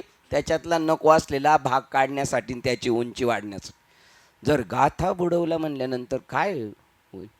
हो, मागे आपण एकदा गेलो भजनात अभंग म्हणताना म्हणले बस बोलू नको, आणि इकडे अख्खं गाथा बुडवलंय म्हणलं काय होणार? एक अभंग बोलू नको म्हणलं आपल्या काय डोक्यात राहणार आहे? आपल्या राहणार का परमार्थ डोक्यात आपलं? सामान्य गोष्टी आपल्याला एवढ्या मोठ्या गोष्टीकडे पाहताना त्यांनी काय पाहिलं? जगामध्ये ब्रह्मच आहे. जे जे भेटे भूते ते मानत होते भगवंत. आपण फक्त पाठ करून ठेवलेले आहे आणि ऐकून ऐकून कान तर एवढे शेळमट झालेले आहेत आपले. ते नदीच्या कडेचे जे दगड आहेत ना, पाय ठेवला का घसरला, पाय ठेवला का घसरला, अशी आपली भूमिका झालेली आहे. जेव्हा भ्रांतमय विपरीत भावना संपलेल्या असतात तेव्हा अधिष्ठान स्पष्टपणे दिसते. जेव्हा भूत दिसते तेव्हा स्थाणू दिसत नाही. जेव्हा विवेक बुद्धी कार्यप्रणव होते, विवेक बुद्धी आणि सक्रिय ती मार्गस्थ असते, तिला सारखा उजळा येतो, उजळती बुद्धीचे डोळे, तेव्हा जीव पक्षी नाही, तिसऱ्या 16व्या अध्यायातला. देहाचे नि जयाचे नि उजाळे, लाहोणी आत्मबोधाचे डोळे, सांडिती आविसळे जीव पक्षी. तो जीव रूपी पक्षी त्याची स्वतःची बुद्धी टाकून देतो. तुमच्या आपल्यामध्ये काहीतरी शोधाची अशी आहे ना, मला सुख पाहिजे, मला सुख पाहिजे, मी याच्यात पाहणार त्याच्यात. ही नर आणि मादी कोणती दाखवलेली आहे 16व्या अध्यायामध्ये? चक्रवाक पक्ष. त्याचं नर आणि मादी, बोध आणि बुद्धी, ती एकमेकाला भेटण्याच्या प्रयत्नात आहे. मध्ये दुथडी नदी आहे, मायारूपी नदी, आणि ते दोघांना भेटू इच्छितात. ही आपली स्वतःची तगमग आहे. आपण व्यवहारात बघतो सुख, इथे सुख भेटेल, तिथे सुख. ही जी आहे ना, ती ते जोडपे त्या पक्षाचं, आपली बुद्धी आणि बोध एकमेकाला शोधतोय. त्याला म्हणतात सुका लागी करसी. ते दोघं नरमादी म्हणतात आम्हाला भेटायचंय, बुद्धी आणि बोध. ही आपल्या आतमध्ये ती प्रक्रिया स्वयंभू चालू आहे. पण आपण आपली अपेक्षा म्हणतो हे घेऊन बघू, हे घेऊन बघू, हे घेऊन बघू, म्हणजे आपण थांबू शकतो. नाही होते. थोडे दिवस तिथं थांबल्यानंतर परत त्याची होती, कारण ती कसं आहे, नासक आहे, आणि तो शोधतोय काय, शाश्वत. भ्रांतमय विपरीत भावना संपलेल्या असतात तेव्हा अधिष्ठान स्पष्टपणे दिसते. जेव्हा भूत दिसते तेव्हा स्थाणू दिसत नाही. जेव्हा विवेक बुद्धी कार्य प्रणव होते तेव्हा भ्रांती संपुष्टात येते आणि भूत अधिक काळ दिसत नाही. बोध झाल्यावर जग दिसत नाही, म्हणजे ज्ञानदृष्टीने दिसत नाही आणि चर्मदृष्टीने असतात. ते लाकूड तिथे आहेच, पण त्याच्यावरचं भूत ही कल्पना गेली आणि अधिष्ठानावर दृष्टी खेळून राहते, कापसावर दृष्टी खेळून राहते. पण वापर करताना कापसाचा वापर होतो का? मग कापूस का झाला? तो वेडी येतेच्या दृष्टी, घालणाराच्या दृष्टीने कापड झाला, नाहीतर तो काय, कापूसच आहे. त्यानंतर भूताचे जे अधिष्ठान असते तो स्थाणूच फक्त दिसतो. स्थाणूच केवळ अस्तित्वात असतो, भूत कधीच नसते. जेव्हा त्यावेळेला जग राहत नाही ना, तुमचा देह राहत नाही, फक्त चैतन्य राहतं. पण आपण राहतो मात्र त्याच्यातच. पण आता आपण स्वतःला ते समजत नाही, कारण साधू बोध झाला, तो न उरून परत ठेला. तो पहिल्यासारखा अहमभाव त्याच्या शिल्लक नाही राहिला, पण दिसायला तेवढीच प्रकृती आहे त्याची पहिली जशी आहे. पण तो स्वतःला आता प्रकृतीचे केले नेघे. तो स्वतःला प्रकृती समजत नाही. आणि ती प्रकृती कोणी दाखवली होती? ते जाणीव तत्वानेच घोळ केला होता. आत्माच स्वतःचा मित्र आहे ना, आत्माच स्वतःचा शत्रू आहे. ती प्रकृती जी आड होती ती देवीची सारली परवती. मग परतत्व माझी मती शेजार केला. आपण जर त्या स्वरूपापर्यंत पोहोचलो तर ती सगळी कृपा, आद्य शंकराचार्य विवेक चुडामणीमध्ये म्हणतात, ती ईश्वराची कृपा समजा तुम्ही. दुर्लभम देवानुग्रह हेतुकम. देवाचा अनुग्रह झाला म्हणून आपण इथपर्यंत आलो. आणि आता आपल्याला हे कळाले का मी प्रकृती नाही, मी परमात्मा आहे. आता आपण तसा अभ्यास करणार आहे. मी प्रकृती नाही, मी परमात्मा आहे, मी प्रकृती नाही, परमात्मा आहे. एक दिवस अशी भूमिका होईल आपली. इथपर्यंत जे आणलंय ते कोणी आणलंय? त्यानेच आणलेलं आहे. आपल्याला हाताला धरून आणलेलं आहे, पण त्याचं बोट दिसलं नाही, त्याचं आपल्याला हात दिसला नाही, पण आपल्याला त्याने आणलेले. चालविसी हाती धरून या, इथपर्यंत तो घेऊन आलाय. आता इथून पुढचं साकडं बी कोणाच्या गळ्यात घालायचंय? त्याच्याच गळ्यात घालायचंय.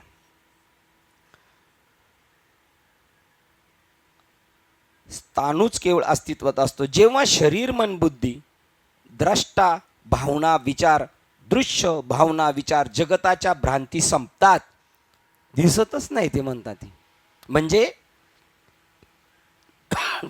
ज्ञानदृष्टीने दिसत नाही, तेव्हा सत्यस्वरूप अभिव्यक्त होते आणि त्याचे पूर्ण ज्ञान होते. जेव्हा भ्रांती संपलेली असते तेव्हा सर्प अधिक काळ दिसत नाही. सर्प दिसतोय, अजून भ्रांती शिल्लक आहे. आणि सर्पामागील सत्य गोष्ट जी रज्जू ती दिसते. भ्रांती गेल्यावर सर्प दिसत नाही, पण सर्पाच्या मागची गोष्टी जी आहे ती रश्शी ती दिसते. त्याप्रमाणे सिद्धांत वैविध्यपूर्ण जगत हे सत्यता केवळ ब्रह्मच होय. जग हे मन बुद्धीचे प्रलंबन असते. जग वाटणं तुमच्या मनाच्या बुद्धीची ती कल्पना आहे, नाही तर वास्तविक ते काय ब्रह्मच आहे. त्याच्या अतीत झाल्यावर आत्म्याचे ज्ञान हे आपोआपच होते. तेने भेटे देव आपे आप. मन आणि बुद्धीच्या परे गेलो, तिकडच या भूमिकेत गेलो तर मग वास्तविक ते बनवलं नाही. आहे तैसी जग तर आपल्याला दिसेल, आहे तैसी पूजा पावली सकळ असे. जे आहे ते वस्तुस्थिती आपल्याला तसं दिसलं जातं. श्लोक क्रमांक 351. केवढा आपल्याला मोठा अभ्यास दिलेला आहे. हा अवघड अभ्यास आहे आपल्याला दिलेला. आता याच्या माठी प्रयत्न करायचा आहे. रेसकोचचे घोडे काय असतात, त्यांना काही सपाटीला नाही पळायचं. त्यांना असे मोठे मोठे पळून गेलं का परत एक अशी लाकडं लावायची उंच, त्याला उडी मारून जायची, त्याला उडी मारून जायची. तसे ह्या सगळ्या याच्यातून त्याला जायचं आहे.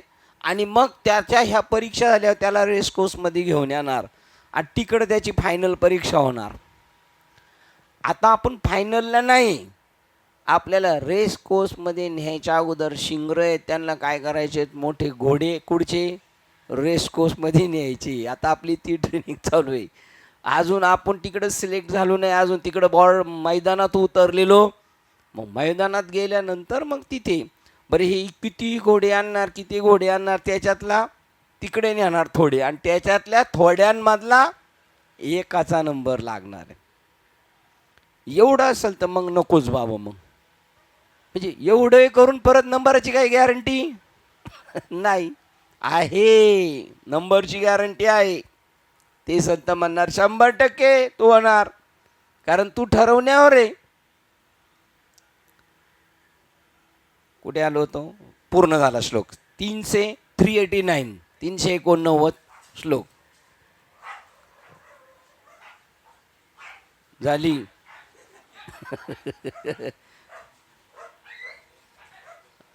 दोन कुत्री दोन पार्ट्या एकत्र आल्या. बाप काय ऐशी कळवळायची जाते का फक्त आपल्याला डिस्टर्ब होते म्हणून हाकलून दिले त्यांना. असं ना. हां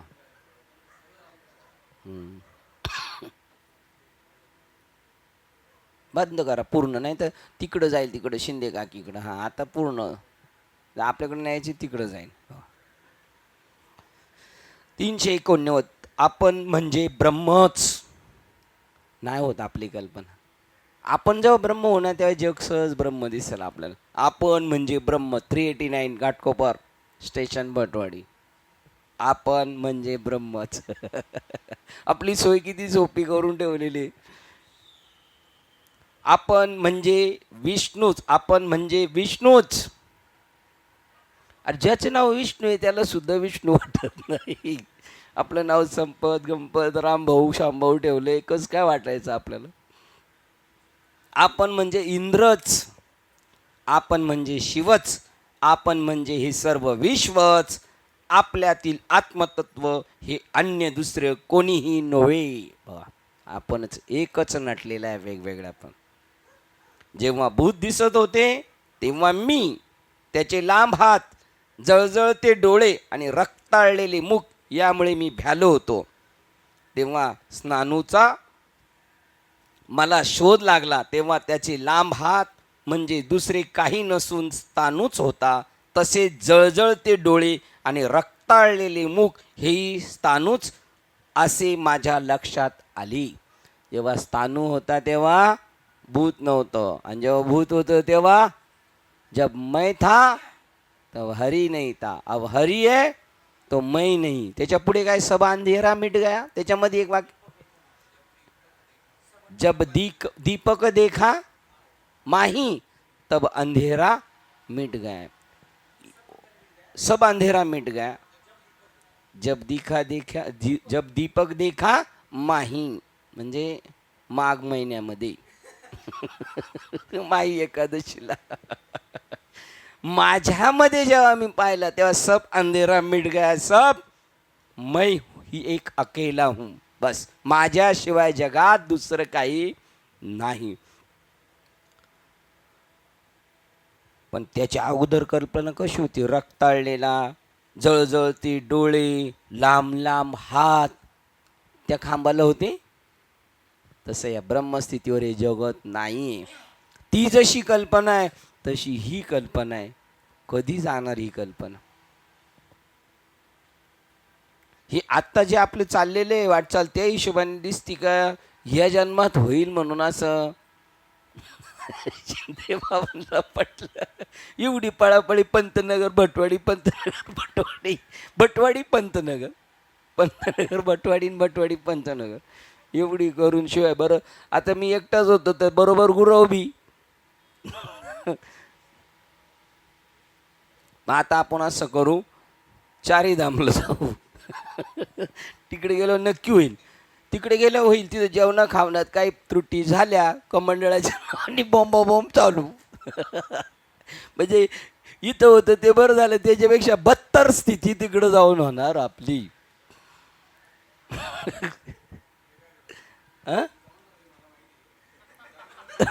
होती ना तशीच, तशीच होती. याच्यापेक्षा काय वेगळं? बघ आता अजून 7-8 वेळा गेलोच पाहिजे. जोपर्यंत आपली हौस फिटत नाही तोपर्यंत जायचं तीर्थयात्रेला. खायचं प्यायचं बघा नाही जायचं, आपली जिरवाय जायचं. कारण इथं जिरत नाही ना आपली मी ब्रह्म आहे. तिकडं घेऊन जायचं, पाण्यात डुबकून काढायचा, ध्यानाला बसवायचा. इथं गपचूप भागवतात, भागवत ऐक. तिथं सारखा म्हणतो घरून फोन आला, इथं म्हणतो घरून फोन आला, तिथं आला फोन तर जा, तिकीट आमच्याकडे रिटर्नचं, आता कुठं जाईन? अशी असं करायचं त्यांचं प्रयोजन बरोबर. इथं सारखं दांड्या मारतो, सुट्ट्या सांगतो, काही ना काही सांगतो, तिकडं काय सांगल? आता समजा बाबा तिकडे गेलो ना, आपल्याला जर वाटलं आता घरी जायचं तरी तिकीट नसल्यामुळे त्यांच्यावर राहायचं. जे आपल्याला आता काय नाही, नांदवणूक तिथंच करायची. आता ज्या घरी दिलं त्या घरी सुखाने राहा थोडे दिवस, आहे की नाही?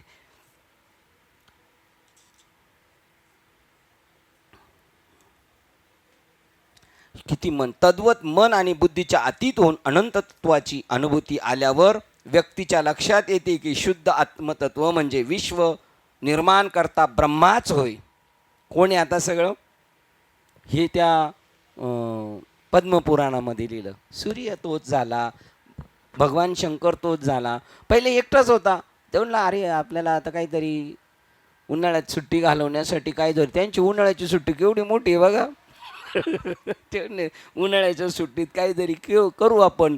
मग आपण काय केलं, रद्दी दिली, कारण रद्दीवाला पुष्टे घेत नाही म्हणून त्याचे आपण बंगले बनवले, है की नाही? बनवले ते का शिंदे बाबा तुम्ही? मग असं ना, चांगल्या वयांचे पण पाडू बंगले बनवले. म्हणूनच आपल्याला इथपर्यंत यावं लागलं, नाही तर आपण गव्हर्नर झालोच होतो, इकडं आलोच नसतो, आहे की नाही? चांगल्या वयांचे बंगले बनवले, आहे का नाही, पुष्टे फाडून. आपण मी तसंच केलं, ब्रह्माचे काय गेलेले आहेत, पुष्टे काढले, त्याचे बंगले बनवले. कुठे गेलो होतो आपण, काय आलं होतं त्याच्या अगोदर वाचत होतो. तद्वत मन बुद्धीच्या अतीत होऊन अनंत तत्वाची अनुभूती आल्यावर लक्षात येते की शुद्ध आत्मतत्व म्हणजे विश्व निर्माण करता ब्रह्मा. पद्मपुराणामध्ये सांगितलं ब्रह्मदेवाला एकट्याला करमत नव्हतं, मग त्याने काय केलं, बनवलं. पण ते काय बनवलं, त्याचीच प्रतिकृती बनवली ब्रह्मा, पण त्याचं नाव वेगळं ठेवलं. एकाच कंपनीच्या गाड्या टाटा, पण पासिंग झाल्यावर नंबर वेगळे आहेत. तसेच आपली सगळ्यांचं काय आहे, पण पासिंग नंबर आपल्याला दिलेले आहेत. बस याच्या पलीकडे काय नाही. हरवली तरी शोधून काढता येईल, त्याने ठोकठाक केली तरी शोधून काढता येते. त्याच्यासाठी बस तो ब्रह्माच होय, जो विश्व निर्माण करता. आत्मतत्व म्हणजे विश्व निर्माण करता ब्रह्माच, आणि तेच आत्मतत्व विश्व भरता विष्णू होय. बघा सेम कोणत्याही ग्रंथाची मतं वेगवेगळी नाहीत, कोणत्याही संत महात्म्यांची मतं वेगळी वेगळी नाहीत, पण आपण प्रकृतीत राहणारी माणसं आपल्याला स्वतःला काहीतरी उपाध्या लावून घेतो आणि म्हणून आपण विभिन्नता, एकतेमध्ये काय पाहतो? विभिन्नता पाहतो. तोच ब्रह्म जगत निर्माण करता ब्रह्मादेव झाला, ब्रह्मदेव. तोच त्यांचा सांभाळ करणारा विष्णू झाला. बघा बाबा काय म्हणले, तुम्ही ब्रह्मदेव आहात. आपण म्हणणार कसं? 25-23 वर्षाचा होतो मी. म्हणलं कसं काय म्हणत? ते म्हणले ब्रह्मदेव काय करतो? सृष्टी निर्मितीचं कार्य करतो. ते तुम्ही करून राहिले पाहुणे. त्या ब्रह्मदेवाने निर्माण केलेल्या सृष्टीचं संगोपन करण्यासाठी तुम्ही दिवस रात्र कर्म करता, तेव्हा तुम्ही कोण होता? विष्णू. आणि शेजारचा माणूस जेव्हा तुम्हाला सारखाच त्रास देतो, सारखा, एक दिवशी तुमची पण सटकते. सटकल्यावर कोण होतो? तो रुद्र भगवान. एकच बदलत जातो, पार्ट बदलत जातो. आणि ही व्यक्ती मात्र एक, ज्याने ब्रह्माने जन्माला घातलेला आहे तो एक ब्रह्मदेव, आणि ज्या जन्माला आलेले आहे त्याचं खाण्यापिण्याचं काम पुरवतं तो बी ब्रह्मदेव. आता त्याचं नाव काय बदललं? विष्णू. आणि जेव्हा राग येतो त्यावेळेला तो कोण होतो? भगवान शंकर. विष्णू भरता विष्णूचो. इंद्र वरुणादिक वैदिक देवता या सुद्धा त्या एका आत्मतत्वाहून अन्य नव्हेत. म्हणून त्याच्यात सुद्धा सांगितले का, याच्यात पण सांगितलं काय माहिती? तेव्हा ते सांगतात तुम्ही कोणालाही भजले तर मला भजल्यासारखं होतं, पण तुमची बुद्धी तैशी नव्हे, तुम्ही वेगवेगळं समजता. नाही तर तुम्ही तुमच्या गावच्या देवाच्या पाया पडले ना तरी ब्रह्मचैतन्याच्याच पाया पडल्यासारखं आहे, पण तशी आपली बुद्धी होत नाही. म्हणून आपल्याला भेदात्मक जगतामध्ये वावरताना सुखदुःखाचे चटके बसतात. वैदिक देवता या सुद्धा त्या एका आत्मतत्वावरून अन्य नव्हेत. परमेश्वर सुद्धा ब्रह्माखेरीज अन्य नव्हे. इदम इदम म्हणून अनुभवला येणारे अपरिवर्तनीय विविध रूप जग, वस्तुमात्र आणि प्राणीमात्र यांचे क्षेत्र हे सुद्धा आत्मतत्वाहून अन्य नव्हे. अहम आणि इदम, मी आणि माझं, माझं जे म्हणतोय ना ते सुद्धा ब्रह्माखेरीज दुसरं नाहीच आहे. वेगवेगळ्या पद्धतीने ते परिवर्तनीय आहे. तरी सुद्धा सोन्याचा खंडोबा केलेला आहे तो परिवर्तनीय आहे, कारण सोनं अपरिवर्तनीय आहे, पण वरचा आकार सुद्धा कशाचा आहे? लाट ही परिवर्तनीय आहे, पण त्याचं मूळ स्वरूप पाणी कसं आहे? अपरिवर्तनीय. म्हणून तुम्ही काय पाहायचंय? अधिष्ठान पाहायचे. जरी परिवर्तनीय दिसला आता, म्हणून स्थूल स्थावर जंगम सगळं एक परमात्मा.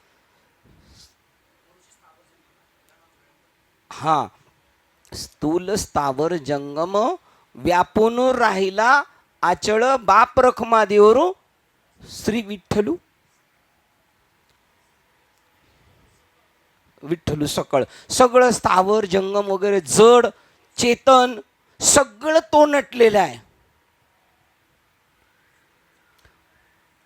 इदम इदम म्हणून अनुभवला येणारे परिवर्तनीय विविध जग, विविध रूपी जग, वस्तुमात्र, सगळी वस्तुमात्र, प्राणी मात्र यांचे क्षेत्र हे सुद्धा आत्मतत्वाहून अन्य काही नसतेच. आत्मतत्वाखेरीज कशालाच अस्तित्व नसते. म्हणून या अर्जुना, मी नसे ऐसा कौन उठावू असे, तेव्हा तुम्हाला स्थाणू दिसतो तेव्हा भूत नसतेच. अशा तऱ्हेने प्रत्येक गोष्ट वस्तुता ब्रह्माखेरीज काहीच नसते. आणि हे हुशार आता राहिलं नाही. ते आता देव भेटणं सोपं नाही का?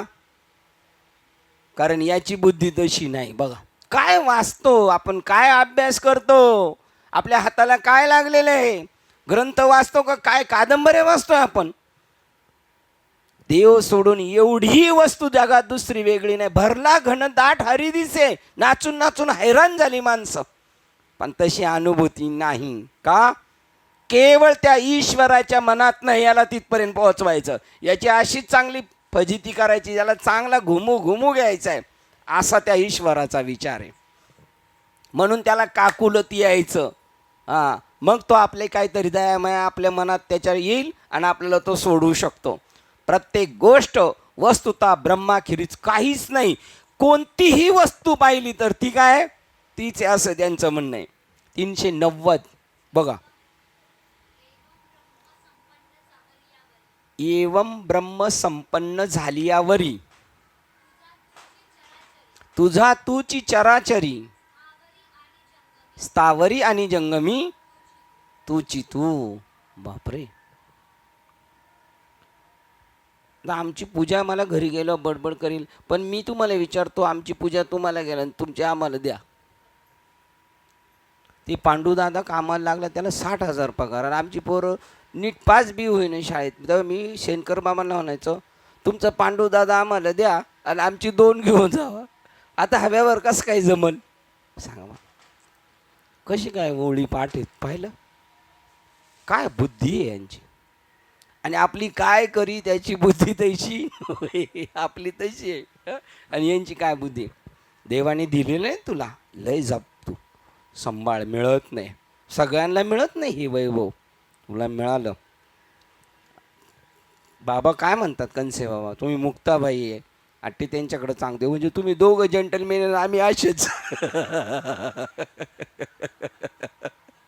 म्हणजे दोघांमध्ये काम झालं, आपण आपली हेलपाटेवारी होते. शिंदे तुम्हाला एकदम पटलेलं दिसतंय, एकदम तुझा चेहरा एकदम नॉर्मलच झाला आहे का नाही.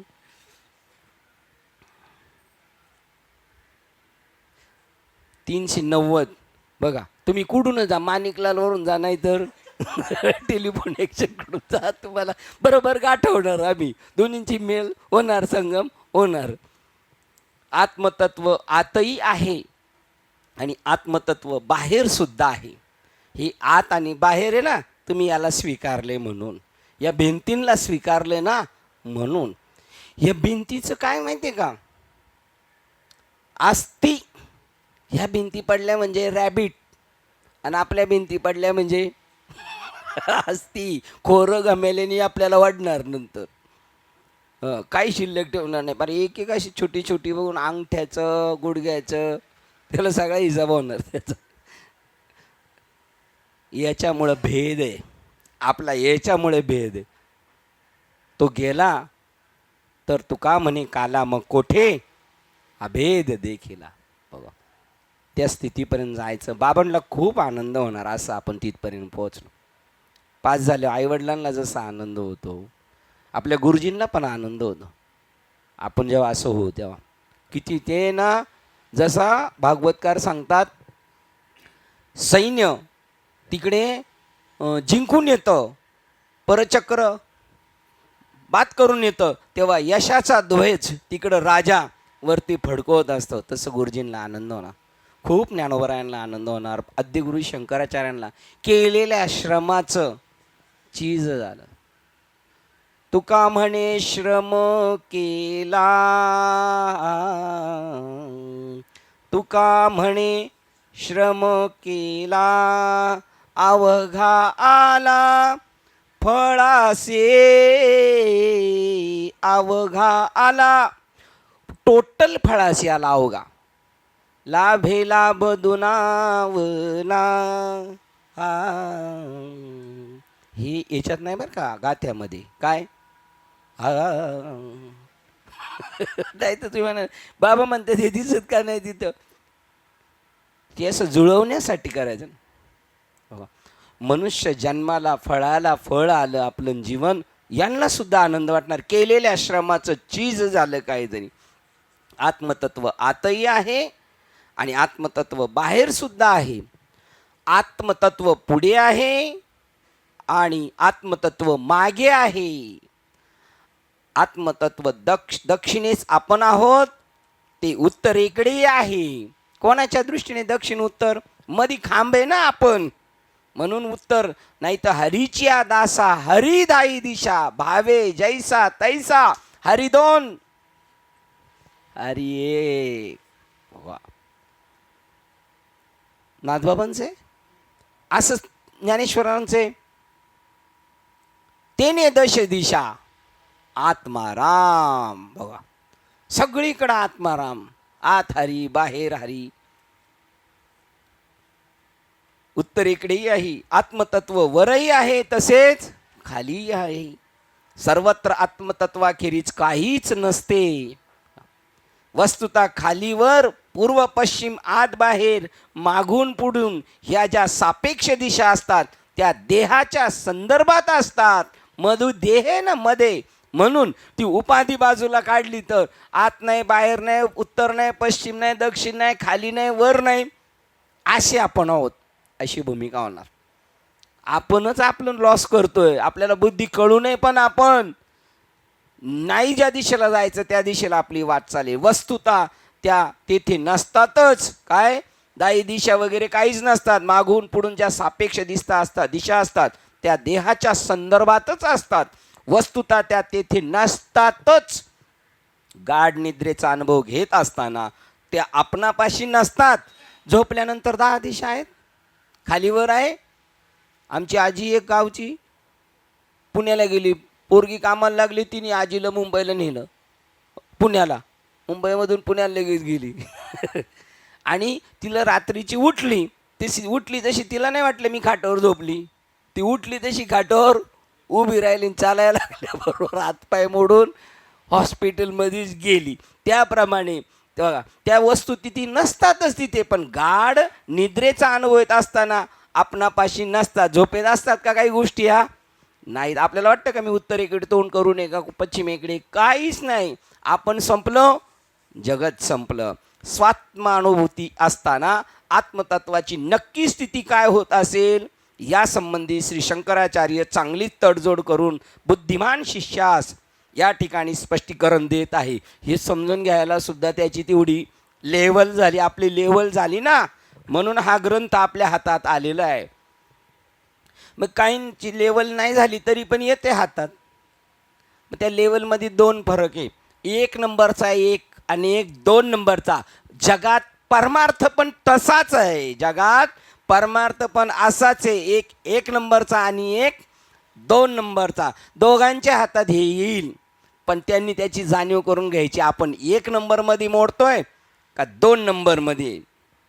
स्वात्मानुभूती असताना आत्मतत्वाची नक्की स्थिती काय होत असेल या संबंधी शंकराचार्य चांगलीच तडजोड करून बुद्धिमान शिष्यास या ठिकाणी स्पष्टीकरण देत आहेत.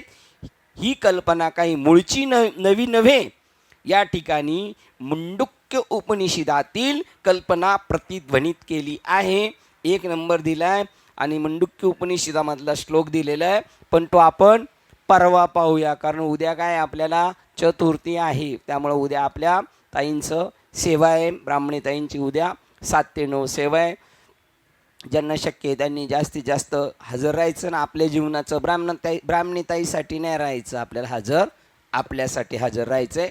उद्या सुट्टी इकडे असणार आहे, पण सत्संगाला सुट्टी नाही. उद्या आपण संकष्टीला 7 ते 9च्या कीर्तनाला भेटायचे.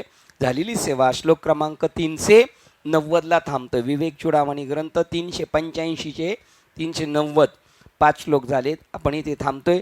झालेली सेवा हृदयस्थ सद्गुरू सच्चिदानंद श्रीपाद बाबा रामदास बाबा अधिष्ठान श्री विवेक चूडामणी ग्रंथ संत मालिका तसेच तुम्हा संत वृंदांच्या चरणावर सेवा समर्पित करून सेवेला इथे पूर्णविराम देत आहे. पुंडलिक वरदेव हरी विठ्ठल ज्ञानदेव तुकाराम पंढरीनाथ भगवान की जय. माऊली ज्ञानेश्वर महाराज की जय. जगद्गुरु संत तुकाराम महाराज की जय. शांती ब्रह्म एकनाथ महाराज की जय. सच्चिदानंद श्रीपाद बाबा की जय. सच्चिदानंद रामदास बाबा की जय. अवधूत चिंतनम श्री गुरुदेव दत्त गोपाल कृष्ण भगवान.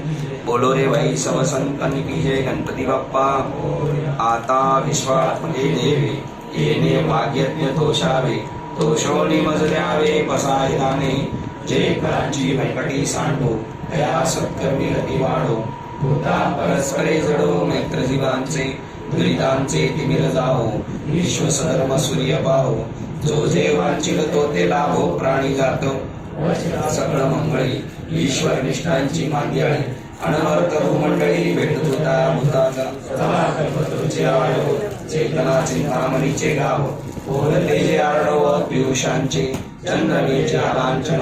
मार्तंड जे तापहीन ते सर्वाई सदा सज्जन. सोयरे होतू किंबहुना सर्व सुखी. पूर्ण होणी तिनी लोकी. भजी जो आदि पुरुषी अखंडित आणि ग्रंथो भजिले विशेषी लोकी.